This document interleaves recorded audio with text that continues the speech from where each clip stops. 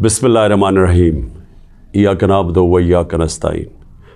मेरे पाकिस्तानियों, मैं आज अपनी सारी कौम को समझाना चाहता हूँ कि क्यों हम इस जगह पे पहुँच गए कि हम जेल भरो तहरीक का आगाज़ करना चाहते हैं। इसकी क्या वजह है? देखिए, सारी दुनिया में कौमें किसी कानून के तहत चलती हैं। कानून क्या होता है? वो आइन फैसला करता है कि क्या कानून में जायज़ है और कौन सी चीज़ नाजायज़ है। जब से ये इम्पोर्टेड हुकूमत आई है, इस मुल्क के आइन और कानून की धज्जियाँ उड़ाई गई हैं। हालात ये हैं कि अदालतों की भी बातें, उनके अहकामात ना पुलिस सुनती है, ना ये रियासत सुनती है।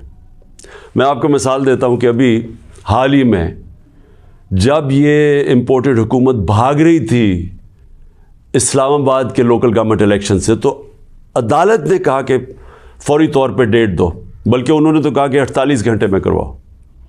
अभी तक कोई महीना होने लगा है तकरीबन, अभी तक इलेक्शंस नहीं हुए।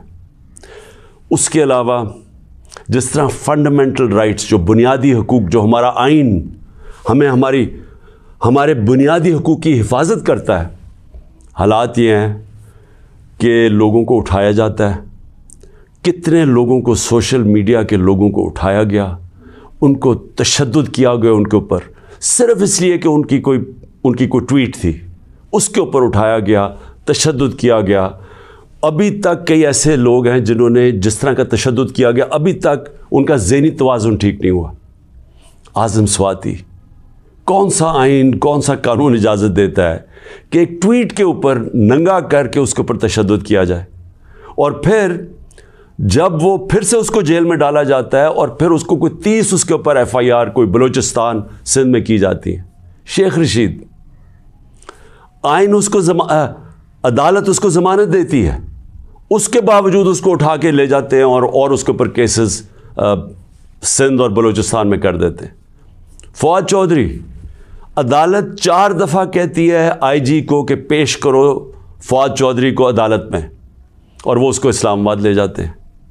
तो ये तो मैं थोड़ी मिसालें दे रहा हूँ। जो शहबाज गिल से हुआ, कस्टोडियल टॉर्चर, तशद्दुद, ये पाकिस्तान के कानून के ख़िलाफ़ है।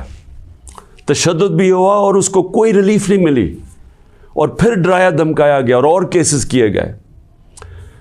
पुरअमन एहतजाज हमारा था 25 मई को, उसके ऊपर जो जुल्म किया गया, कौन सा कानून और आइन एक जमहूरियत में इजाज़त देता है कि पुरअमन एहतजाज के ऊपर तशद्दुद करो? इन्होंने 3-3 धरने हमारे अगेंस्ट दिए और लॉन्ग मार्चेस की, किसके ऊपर हमने कोई सख्ती की?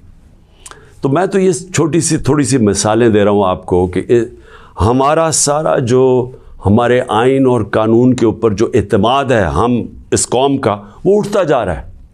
और बल्कि हमें ये खौफ है कि जो अब आइन, जो जमहूरियत बेस होती है जिस आइन के ऊपर, और जमहूरियत के अंदर वाज़े तौर पे है कि 90 दिन के अंदर इलेक्शंस करवाने पड़ेंगे। हमने अपनी 2 हुकूमतें पंजाब और सिंध में क्यों गिराई, डिज़ोल्व की? खुद कोई ऐसे नहीं करता।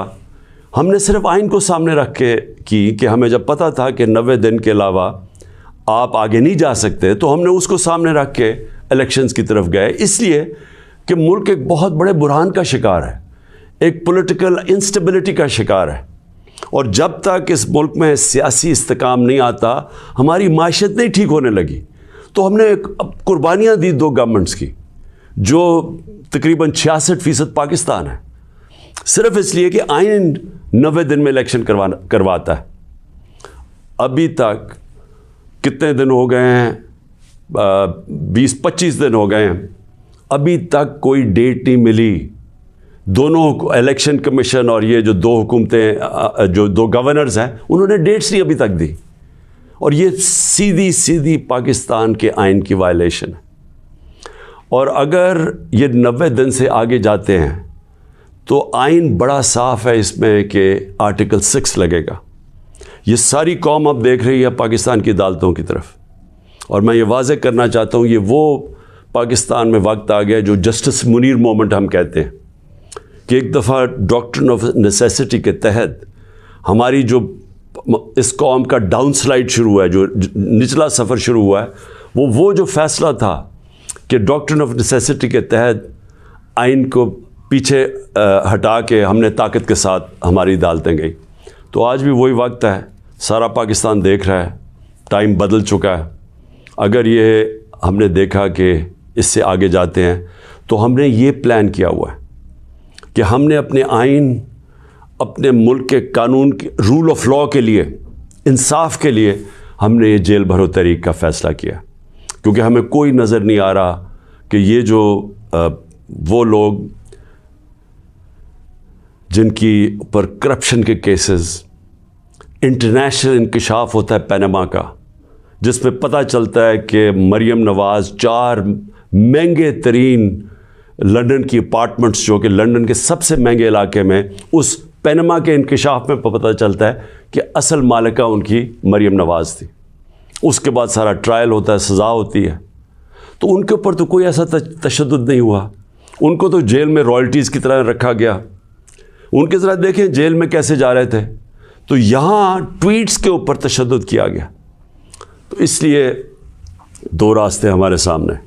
ایک راستہ یہ ہے کہ ہم توڑ پھوڑ کریں, انتشار پھیلے گا ملک میں, سڑکیں بند کریں, پتھراؤ کریں, پہیہ جام سٹرائک کریں.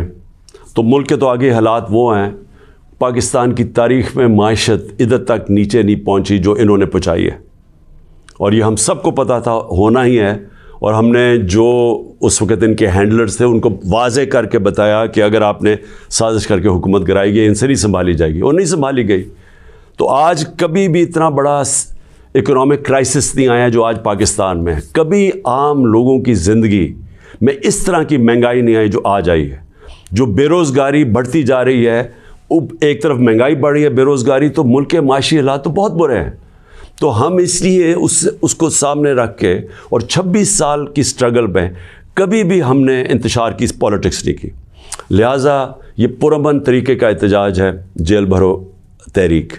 میں آج اپنے سارے کارکنوں کو, بلکہ میں تو پاکستانی عوام کو بھی یہ کہتا ہوں کہ یہ اس وقت آپ پالیٹکس نہیں کر رہے ہیں, آپ اپنے ملک کے لیے جہاد لڑ رہے ہیں, حقیقی آزادی کی جنگ لڑ رہے ہیں. میں آج آپ سب کو کہوں گا کہ میرے اپنے کارکنوں کو کہ جو ہمارے ضلعی صدر ہیں, ڈسٹرکٹ پریزیڈنٹس جو ہیں, ان کے اوپر رجسٹریشن شروع کریں کہ جنہوں نے, ہم پہلے ہر پاکستان کے شہر میں ہم جیل بھرو تحریک شروع کریں گے. تو پہلے میں چاہتا ہوں کہ والنٹیئرز اپنی رجسٹریشن کریں, اور اس کے بعد میں پھر آپ کو ڈیٹ دوں گا کس دن ہم نے جیل بھرو تحریک کا آغاز کرنا ہے, اور اس کی چند دنوں کے اندر ہوگی. اور اس لیے میں چاہتا ہوں کہ جلدی جلدی آپ اپنی آپ جو رضاکار ہیں وہ سامنے آئیں. اور انشاءاللہ میں یہ سمجھتا ہوں کہ یہ جو ہماری تحریک ہے, اس سے ہم وہ چیز حاصل کرنا چاہتے ہیں جو پاکستان کو ایک حقیقی آزادی بھی دے گا, اور حقیقی آزادی کا مطلب حقیقی جمہوریت وہ بھی دے گا. اور وہ انشاءاللہ وہی ایک پاکستان کو ایک وہ جمہوریت جدھر رول آف لاء ہے, جدھر قانون کی حکمرانی ہے, وہی پاکستان کو اس دلدل سے نکالے گا. شکریہ.